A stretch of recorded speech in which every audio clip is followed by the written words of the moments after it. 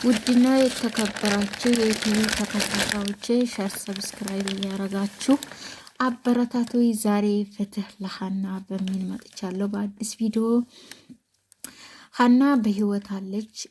ያው ብዙ እህትና ወንድሞቼ ሞክረዋል ግን አልተሳካም እና ሁላችሁም በሶሻል ሚዲያ ፍትህ ያላችሁ በኦንላይን ላይ ለሀና መቼም ጥቁር ኪስ የትኛውም ቦታ ላይ አረብ ሀገር አይጠፋም። ስለዚህ እየለበሳችሁ እና ፍትህ ጠይቁላት ለሀና።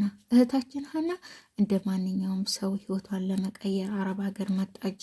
እንደ ማንኛውም እህቶቻችን እድሜዋም ሲሄድ እሷም ልጅ መሳም ትዳር አማራት፣ ትዳር መሰረተች። ግን መጨረሻ ላይ ያው የሳውዲን ህግ ታውቃላችሁ፣ የሀገሪቷን ህግ ማክበር ግዴታ ነው። ያ ደግሞ እሷ ህገ ወጥ ነበር በሰዓቱ እና እንደ ማንኛውም በነፃነት የትም አገር የመሄድ አላማ አላት። በየትም ቦታ መንቀሳቀስ በነፃነት ፍላጎት ነበራት። ግን ያም ሆኖ ፈጣሪ የሚወደውን ሰው ይፈትናልና ያው ሀና አሁን ላይ ያለችበት ሁኔታ ከባድ ነው። አይደለም ለሷ፣ ለኛ፣ ለጓደኞቿ፣ ለቤተሰቦቿ በጣም ይከብዳል። ትናንት ሞተችን ሰሙ፣ ያንንም ተቀበሉ። የፈጣሪ ቀዳና ቀድር ነው ብለው ያንን ሀዘናቸውን ሳይጨርሱ ደግሞ የባሰ ሀዘን ተጨመረላቸው። ልጃቸው በህይወት አለች የሚባል ወሬ ሰሙ።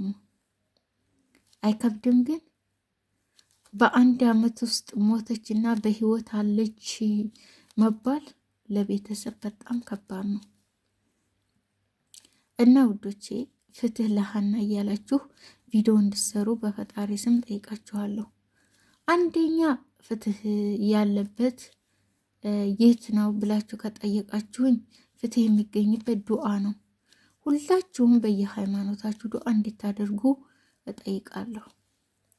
ከዛ በመቀጠል ደግሞ በተለያየ ኦንላይን ላይ ቪዲዮ እየሰራችሁ በሶሻል ሚዲያ ለየትኛውም ለዓለም እንድታዳርሱላት ለትላልቅ ዩቱበሮች፣ ታዋቂ ሰዎች እንዲደርስ ፍትህ እንዲጠይቁላት ማድረግ ነው።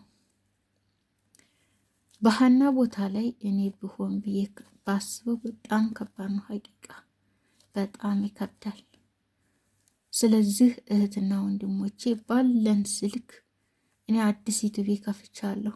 ሰብስክራይብ የለም። አንደኛ የራሳችሁን ፎሎ ታሳድጋላችሁ። ሁለተኛ የሰው ደስታ የሚያስደስታችሁ ሰዎች ቪዲዮ እየሰራችሁ ለሀና ፍትህ ሁኗት። ይህንንም ዩቱብ ሸር ሰብስክራይብ እያደረጋችሁ ለዓለም አድርሱልኝ። ነገ እኔ በሀና አይበቃም፣ ነገ በሌላ ሰው ተቸግርኩ ብሎ ከመጣ ዩቱቤ ትልቅ ደረጃ ከደረሰልኝ እጠይቃለሁ። ያ አይደለም ዩቱቤ ይሄን ዩቱቤ ሰብስክራይብ ካደረጋችሁኝ ነገ የተቸገረንም ሰው ረዳበታለሁ። ነገ አመመኝ መታከሚያ አጣሁ ብሎ እኔ ጋር ከመጣ አሳክማለሁ። በዚህ ፕሮሚስ ገባለሁ፣ ቃል ገባላችኋለሁ ወንድሞቼ። እና በሌላ ቪዲዮ እስከምንገናኝ ቻው።